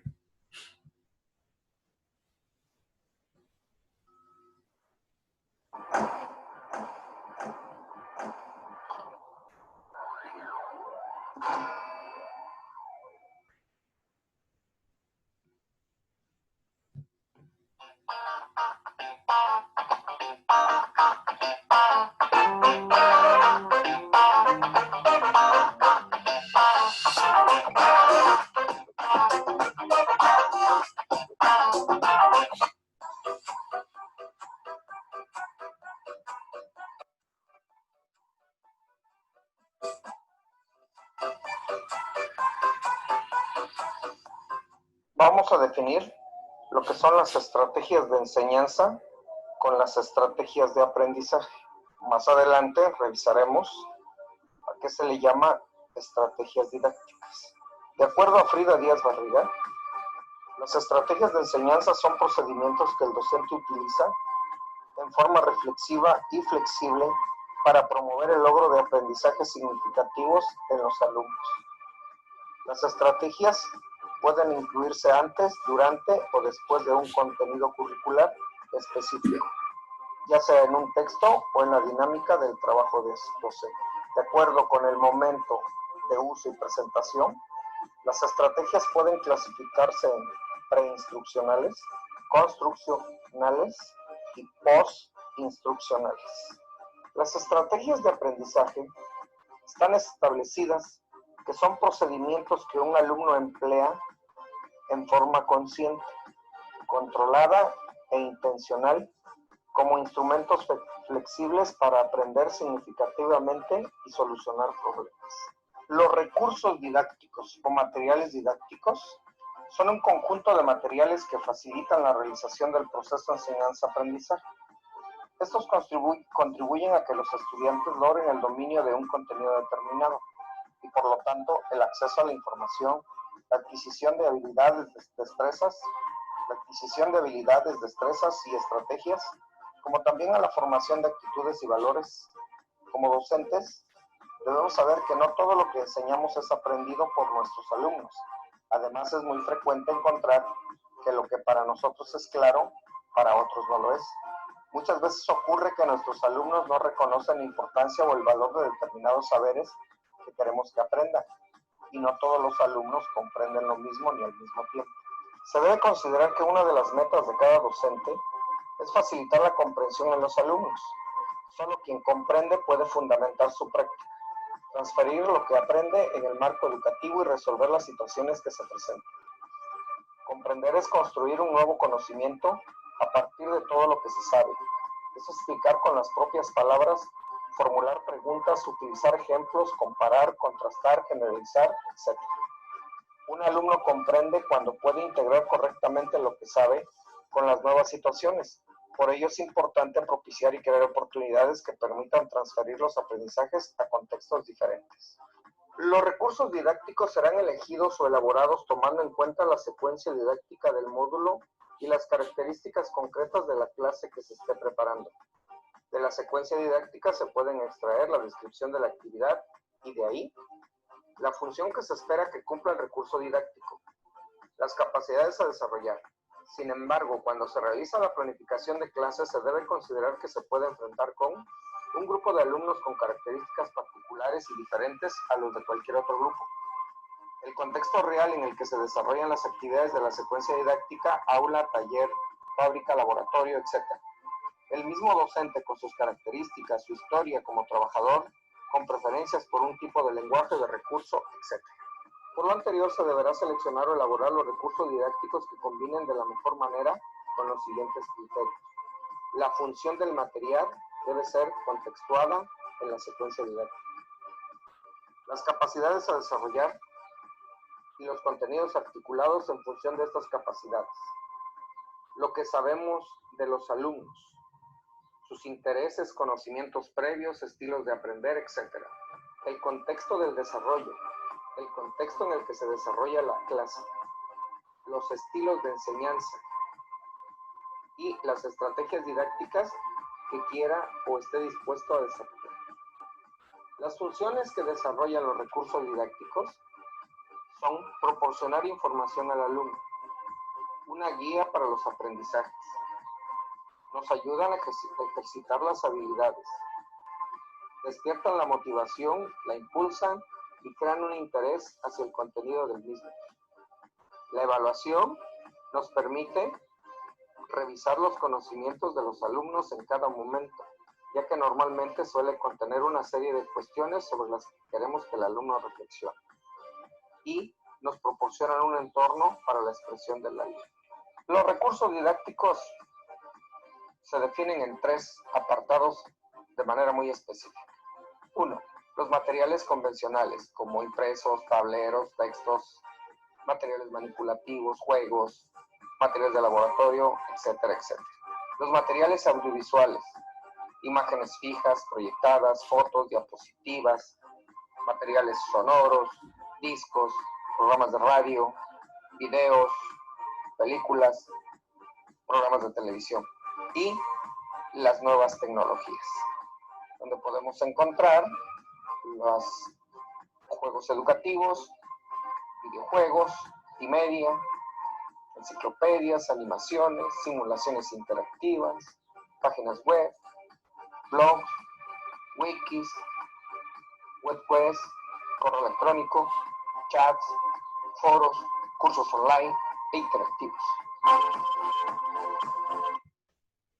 Bien, colegas, para retomar, hemos visto entonces videos sobre estrategias de aprendizaje, ¿no? Muchos de ellos son muy explicativos ya por parte de la persona que ha desarrollado el tema, pero es bueno señalar que las estrategias didácticas son dos: estrategias de enseñanza y de aprendizaje. Las de enseñanza son las que crea el profesor al estudiante, y las del estudiante son las que el estudiante busca cómo desarrollar su información, ¿no?, para la presentación de sus tareas y actividades que el profesor señala. Es muy importante decirles a los profesores que cuando crean sus estrategias de enseñanza, aprendizaje, técnicas, etcétera, sean todas aquellas que les va a servir al estudiante para que de alguna manera, como modelo usted, ellos les pueda servir. Un ejemplo: yo no le puedo decir a un estudiante, un grupo que se haya formado equipo, durante la secuencia de la sesión didáctica, señora, desarrolle el trabajo en un gráfico, en un mapa mental, un mapa conceptual, un mapa semántico, etcétera, si es que previamente el estudiante no lo conoce, ¿no? Yo he visto mapas conceptuales y mapas semánticos que realmente dejan mucho que desear, ¿no? Eso mismo lo repite el estudiante.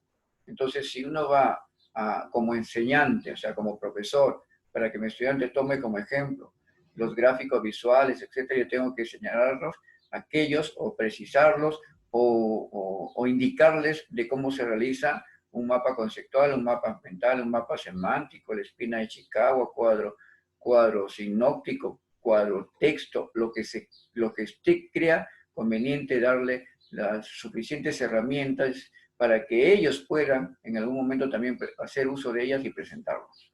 Ese sería mi comentario con respecto a lo que señala el video. Muy bien, ahora vamos a continuar con los métodos de aprendizaje que les señalaba. He preparado para ustedes uno de los más importantes: los métodos de aprendizaje basado en problemas. El método de casos, el proyecto, el aprendizaje cooperativo, entre otros, porque también vamos a ver mapa mental, inclusive vamos a ver portafolio, etc. En cuanto al aprendizaje basado en problemas, tiene su base psicológica del conocimiento, ¿no? Los conflictos cognitivos, etc. Parte de los educandos, por favor. El problema tiene que ser identificado por los estudiantes. Usted es el mediador del aprendizaje. Entonces, usted como mediador del aprendizaje, como lo señala Vygotsky, usted tiene que ayudar para que los estudiantes detecten problemas en su realidad, en este caso en su entorno escolar, en la escuela. Una vez que detectan el problema, usted tiene que llevarlo como aprendizaje para que a ellos les resulte de importancia y a la vez que solucionan el problema. El aprendizaje basado en problemas hay variedad de elementos que forman el ABP. Muchos de ellos señalan 6 pasos. Yo he traído para ustedes 8 pasos. Por ejemplo, si yo señalo, o mejor dicho, quiero desarrollar esta metodología de aprendizaje basada en problemas con mis estudiantes, ellos me señalan un problema, juntamente yo soy su mediador, y luego por ahí detectamos que, por ejemplo, en nuestra realidad hay este problema de la potabilización del agua. El agua no es potable. Ese es un problema con mis estudiantes, ellos lo detectan, me dice: profesor, este es nuestro problema, a ver, ahora sí, ayúdenos, y mediante el método de aprendizaje basado en problemas les voy a ayudar. Primero, diseñar el problema, ¿no? Los chicos señalan, ¿no? Y de alguna manera, entre grupos y de trabajo cooperativo, ellos se ayudan y empiezan a plantear soluciones, hipótesis a qué se debería y cómo debería llegarse a solucionar. Muy bien. El paso 2 es lectura y análisis del problema planteado. Todos los miembros de los equipos o grupo de trabajo de los estudiantes con mi apoyo como mediador y en algunos momentos también como orientador y también como la persona que les va a facilitar el material, otros recursos, me convierto también en facilitador. O sea, yo tengo triple rol en este tipo de aprendizaje basado en problemas. Mediador, colaborador y apoyo, y también facilitador. Entonces, todos los miembros leen el problema, se empapan del problema, y luego, mediante una lluvia de ideas, todos comienzan a señalar qué es lo que debemos hacer. Por supuesto que el punto central es la contaminación del agua, del río, de la laguna, o de sus hogares, o del agua que hay en la institución educativa. Entonces, eso está ocasionando problemas, entonces se hace una lluvia de cómo podemos llegar a la solución. Muchos plantean las ideas, todos de alguna manera se anotan en sus cuadernos, ¿no? o en algún espacio donde pueda tenerse ideas importantes de cómo solucionar. Muchos de ellos, con mi apoyo, se hará una lista de todo lo que se conoce del problema y todo de lo que no se conoce del problema. En esa lista entra justamente el propósito de la enseñanza-aprendizaje. Muy bien, ¿qué se tiene que conocer para que el agua, sobre el agua, la contaminación de las aguas del río, de la casa o del, no, qué sé yo, de donde se ubica? Primero, tiene que saber qué cosa es el agua, ¿correcto? De repente conocer, si son ya terminando primario o inicio de secundaria, conocer cuál es la fórmula del agua. ¿Qué más deben conocer? Deben conocer, por ejemplo, el tipo de agua, ¿no? Debe ser contaminación de las aguas como punto fundamental, porque ahí van a llegar al problema. Las aguas, ¿cómo se contaminan? ¿No? ¿Qué tipo de contaminación existe? Todo eso es enlistar todo lo que el problema del agua no se conoce. ¿Cómo adquirir el agua potable? Es otro punto importante. Los equipos se reparten, buscan información, se ayudan entre los conocedores, de repente se busca el apoyo también mediador o de facilitador de un representante de salud, etcétera, que analice el agua y que vea qué contaminantes trae, ¿no? Cómo se contamina y cómo se puede potabilizar el agua, ¿no? De ahí se recogerá información de que para potabilizar hay que limpiar el agua primero y luego que hay que aplicar cloro u otros elementos para que el agua se pueda ser consumida por las personas. Miren ustedes. Entonces, es todo un plan. Luego se clarifica el procedimiento para la solución de la situación. Se dice entonces qué es lo que se va a hacer, con claridad qué es lo que se va a desarrollar. Primero sería, por ejemplo, según mi punto de vista, es que veamos primero cómo limpiar el agua, ¿no? Y crearemos un medio casero, que yo le voy a llamar purificador casero. Ese purificador casero se hace de unas botellas plásticas grandes, de soda o gaseosa, como se le llame, y por la parte de la base se corta, abierta, y por debajo se coloca un mechón, ¿no? Un conjunto de tela, ¿no? O de lana, y se le agrega varias sustancias, una mezcla, ¿no? En la primera parte, y se puede ir, por ejemplo, piedra gruesa, o no, o al contrario, puede ser arena fina, arena menos gruesa, arena tipo arenisca, luego un material más duro, hasta piedras más grandes. Algunos también le agregan carbón, ¿no? Carbón o cenizas, de tal manera que es un conglomerado de elementos en el cual luego se va a agregar el agua, ¿no? Se va a agregar el agua. Entonces, lo recomendable sería que en su base vaya arena muy fina, después en la boca de la botella está el pedazo de trapo, de repente de lana, qué sé yo, para que por ahí escurra el agua, porque se va a agregar por la parte de la base que está abierta, y porque se va a sedimentar el agua, va a ir no corriendo y va a caer hacia abajo por gotas en un recipiente, cuando agreguemos agua sucia. Y ese proyecto es fácil de hacer, queridos colegas. Entonces, una base fina de arena, una arena un poquito más gruesa, de repente arenisca después piedritas, piedras más gruesas, etcétera, ¿no? Incluyendo carbón también agregamos, ¿no?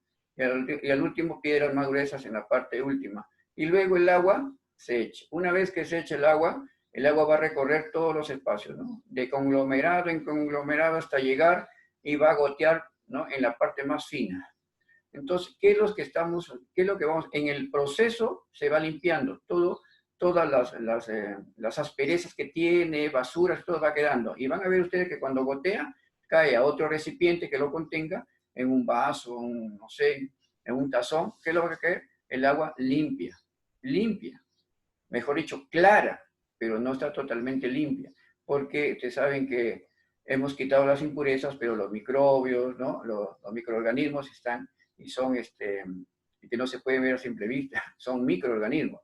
Entonces, están ahí, si lo pudiéramos ver con un microscopio, van a estar. Entonces, está solamente limpia, esa no se puede consumir.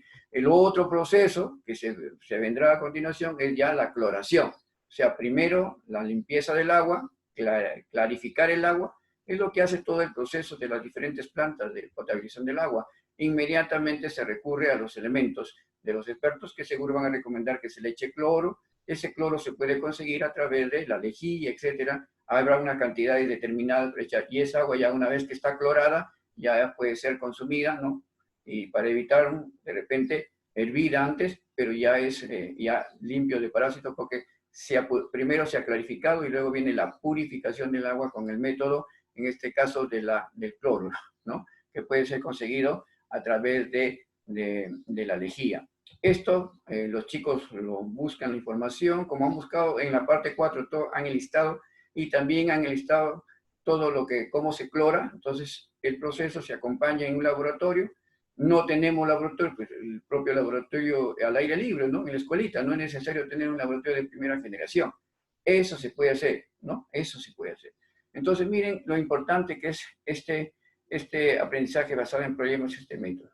Luego, una vez que las tareas se han cumplido, pasamos al 7º paso, se comunican los resultados, se hace un informe, por grupos, informan todo el proceso que se ha realizado y luego se produce una evaluación. Puedo aplicar ahí una rúbrica muy importante para valorar el trabajo y en algunos casos se recomienda que esto sea, de alguna manera, puede ser multiplicado por otros, puede ser desarrollado como modelo. Entonces se puede elaborar dípticos y trípticos, por ejemplo, en el área de comunicación.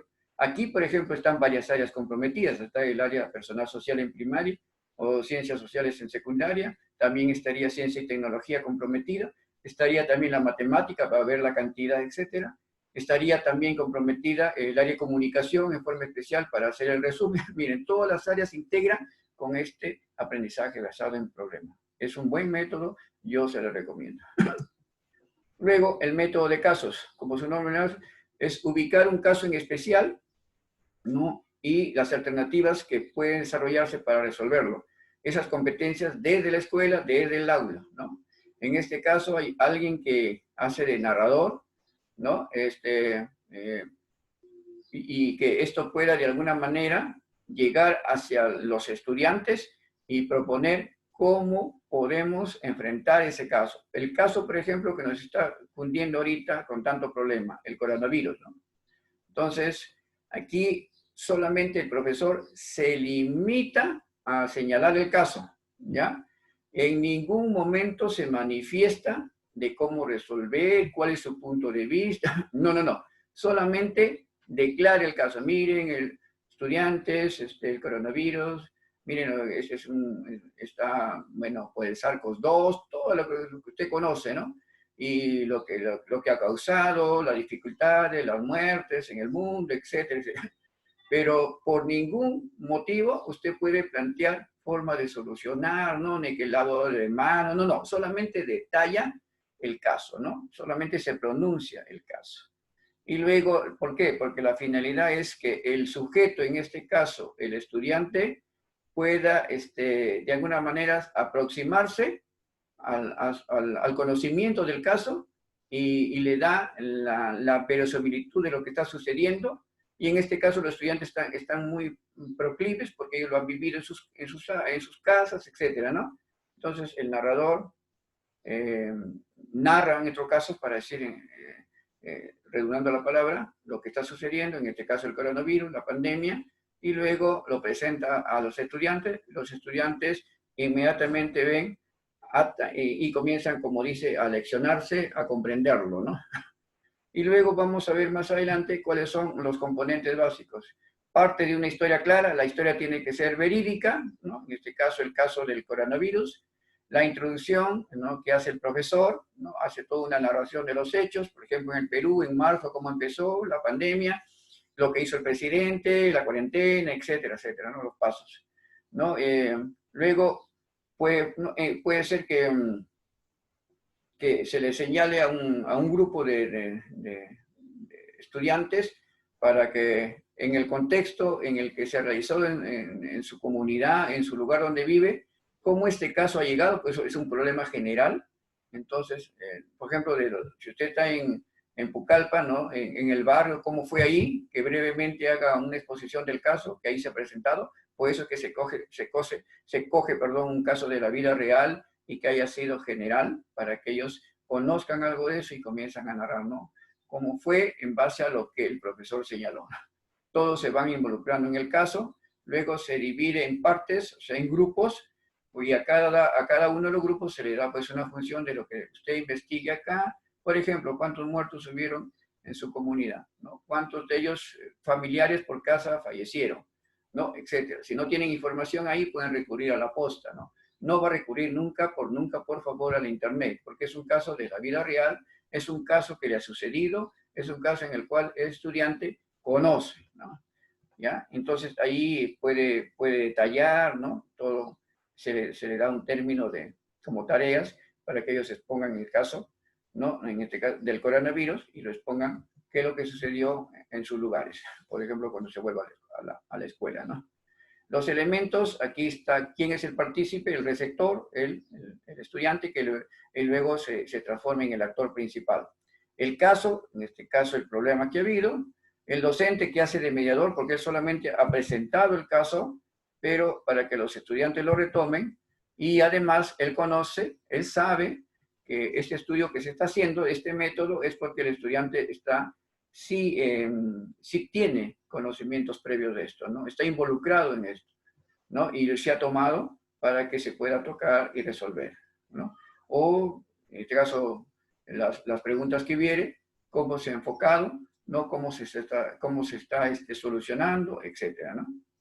Las competencias a desarrollar puede ser cualquiera de las áreas. Si se quiere conocer en forma narrativa de los hechos, no forma de evitar, cuarentenas, relación, puede utilizarse la matemática también, ¿no?, para el número de fallecidos, el número de contagiados, el número de los que salieron, de los que se curaron, se sanaron, etcétera. O sea, miren, hay mucho, como diría mi abuelita, hay mucho pan que revolver, ¿no? Mucho pan que tajar, mucho pastel para poder involucrarse todos, ¿no?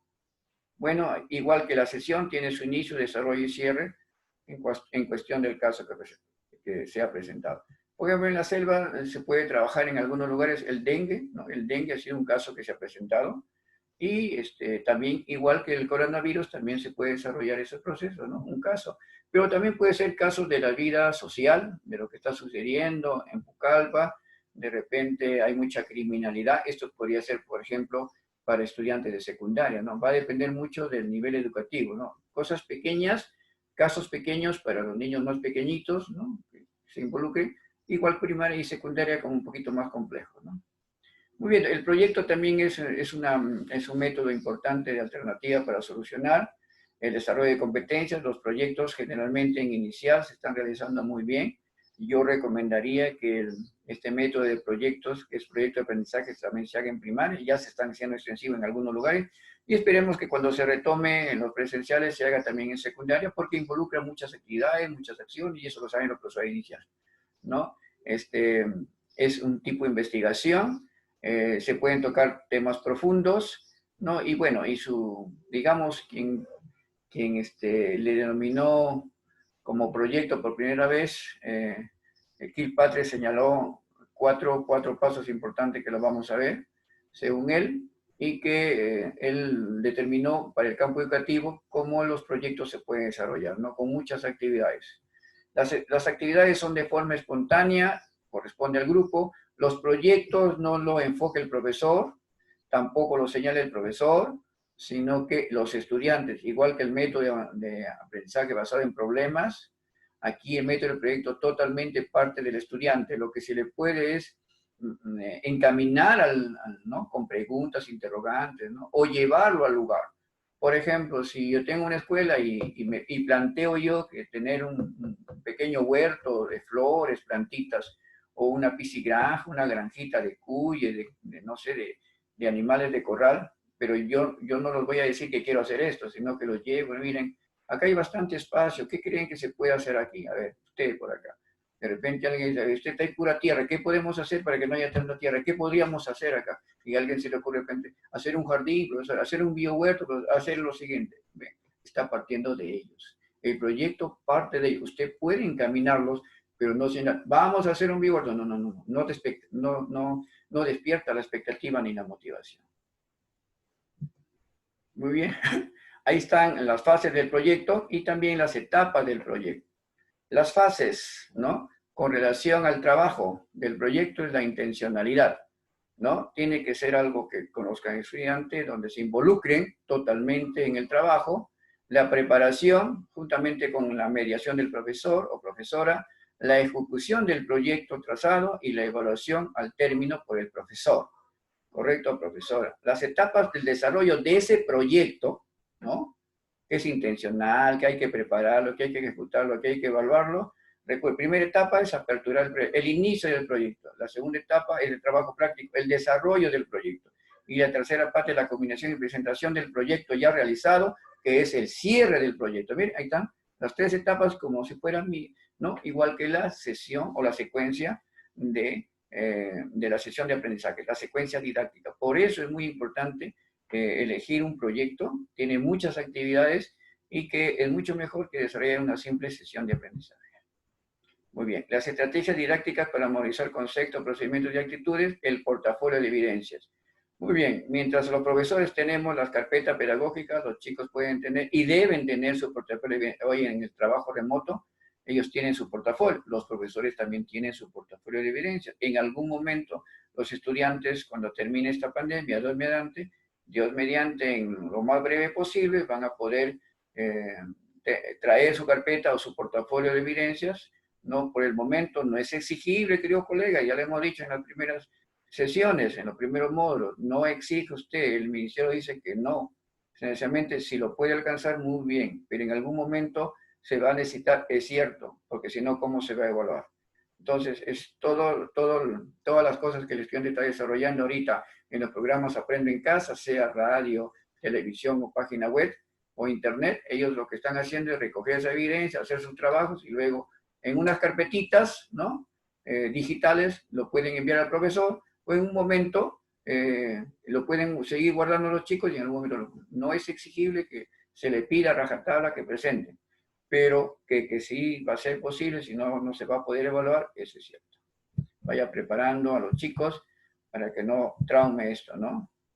Muy bien, ¿cómo se construye? El inicio, el desarrollo y cierre. Tiene pasos similares a los momentos, ¿no? El inicio del trabajo en cuanto al portafolio, ¿no? Generalmente tiene que ser bien decoradito, es como un folder, y ahí se puede expresar por escrito todo lo que uno quiere hacer, ¿no? Generalmente se le decora, ¿no? La gente se lo prepara, ¿no? Un folder que sea muy bien visto y colorido, sin tanta parafernalia también, por ejemplo, en secundaria. Bueno, inicial y primero lo hacen muy decoradito, muy bien. Los profesores de inicial y primaria para eso tienen muchas competencias y capacidades para hacerlo. Pero lo importante es que la presentación sea bonita, de repente con la entrada de una foto, ¿no? de los estudiantes, y si es en secundaria de los profesores, ¿no? En este caso los estudiantes del mismo, de su familia, debe haber una historia del estudiante, nombre de su papá, su mamá, inclusive yo me atrevería a decir el tipo de sangre, etcétera, en un momento se puede necesitar, su teléfono, su dirección, ¿no? Es todo aquellos indicadores que me señalan la presentación, ¿no? En el desarrollo es todas las carpetas que puedan señalar, pueden ser decoradas, ¿no? bien elaboradas, porque es lo mejorcito que va a presentar, y en el cierre presentan su portafolio para ser evaluados. ¿Cómo se puede evaluar un portafolio? Yo recomiendo de primera mano, tiene que ser una rúbrica, algunos plantean una lista de cotejos, pero muy difícil, porque en la lista de cotejos solamente se limita a señalar si lo realizó o no lo realizó. Si lo realizó, usted tiene que ponerle sí, pero no mide, por ejemplo, de cómo lo realizó, si esto fue bueno, regular, malo, hubiera una deficiencia en su presentación, etc. Es mucho mejor hacerlo con una rúbrica. Bueno, el mapa mental, ¿no? El mapa mental es simbológico,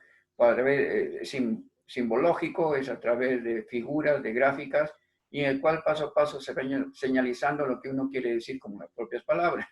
Entonces, debe ser muy importante entonces que la gráfica exprese pensamientos en función de los conocimientos, ¿no? Que estos han sido ya de alguna manera, están en la concepción misma del estudiante y que esto lo aflora y lo representa, por favor, ¿no?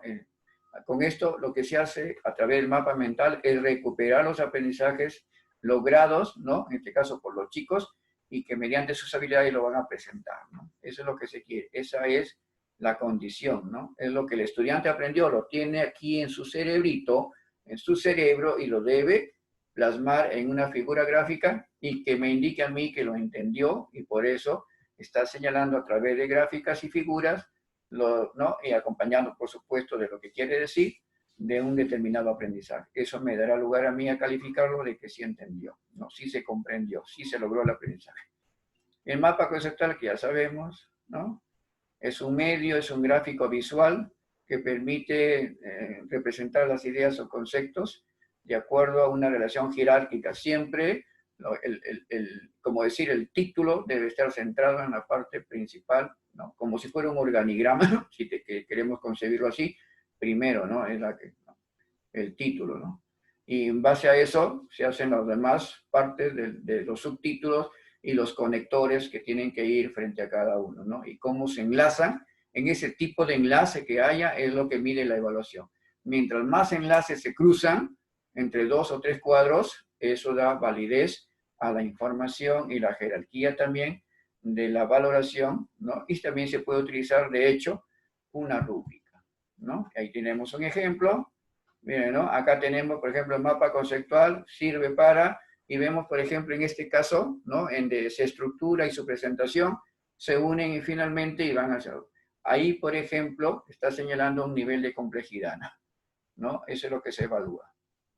Bueno, el video cortometraje, hoy en día, utilizando la tecnología digital, se puede hacer videos, pequeños videos, subirlo a YouTube, crear su propio canal.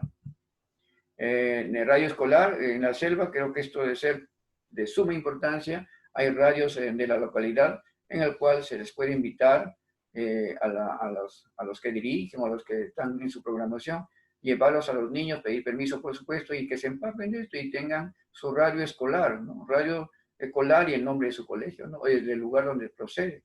Y ellos mismos pueden ser comunicadores. Entonces, enseñarle a los chicos, porque ahí se está desarrollando algo muy importante, la comunicación a través, en este caso, de la radio, y cómo se manifiestan, cómo se desarrollan, ¿no? Cómo se desinhiben. Y de repente, pues también se le está criando ya algo, el bichito de la comunicación, pueden ser futuros periodistas, ¿no? De los medios de comunicación más importantes de su localidad, etc.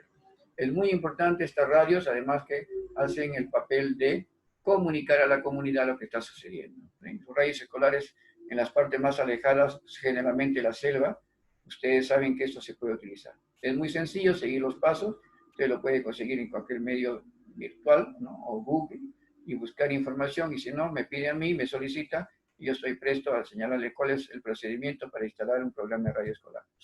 Bueno, el periódico y noticiero escolar. Generalmente esto se utiliza en periódicos murales en el colegio, ¿no? Para informar.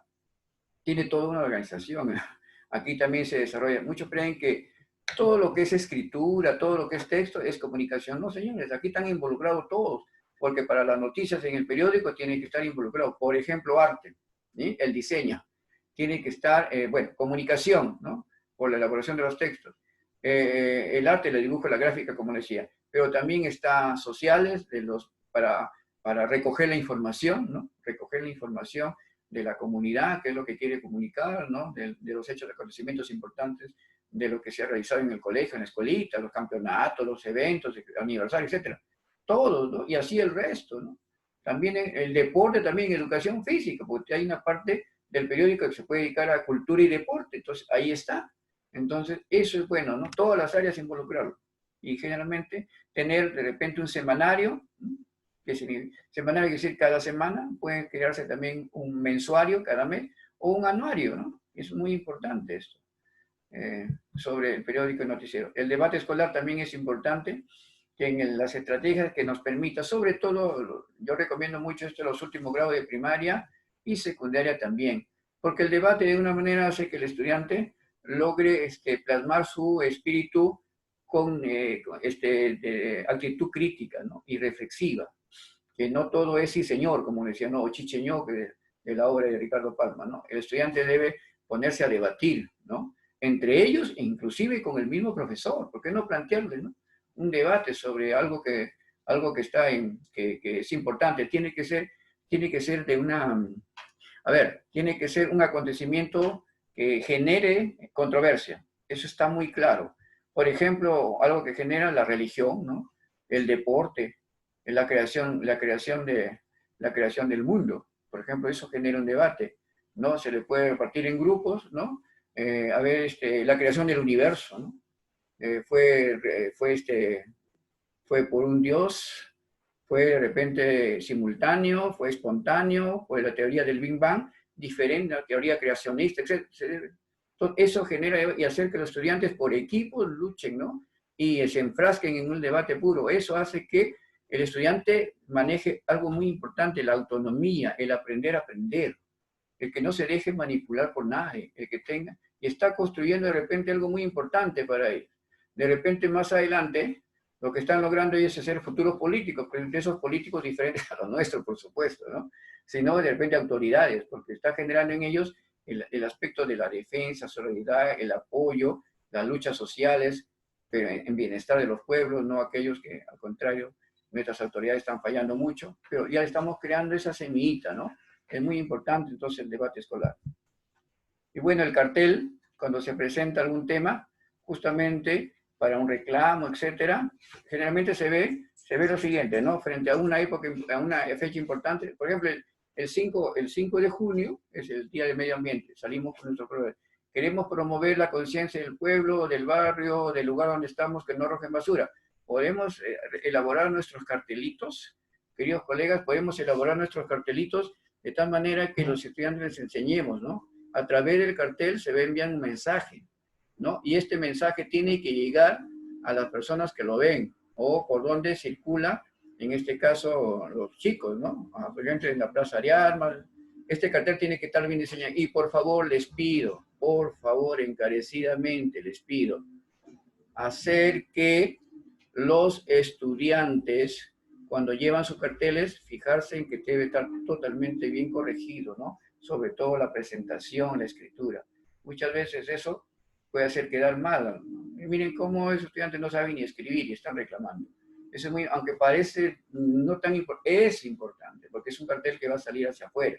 Inclusive dentro del colegio, cuando se hace la presentación de alguna fecha importante, ¿no? Los cartelitos siempre son leídos por los padres de familia, y para eso, ¿no? Un sistema de corrección, no la presentación, etc.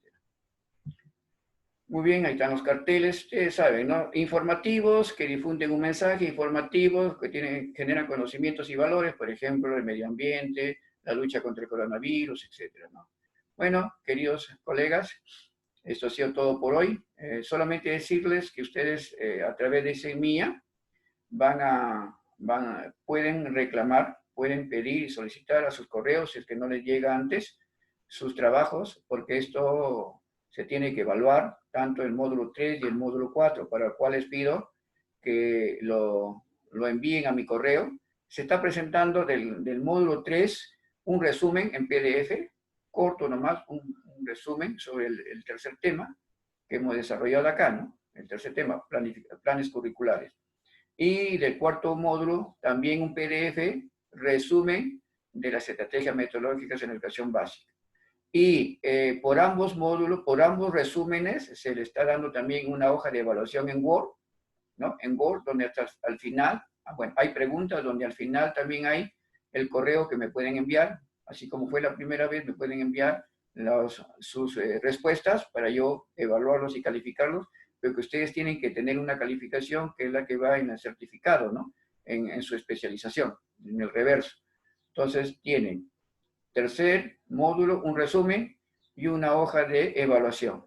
Cuarto módulo, un resumen del cuarto tema y una hoja de evaluación en Word. Ambos tienen que ser presentados hasta el 31 de agosto. Muchísimas gracias por permitirme haber compartido con ustedes esta exposición el día de hoy. Y solamente espero que les haya gustado y Dios mediante nos vamos a encontrar en otra oportunidad. Muchísimas gracias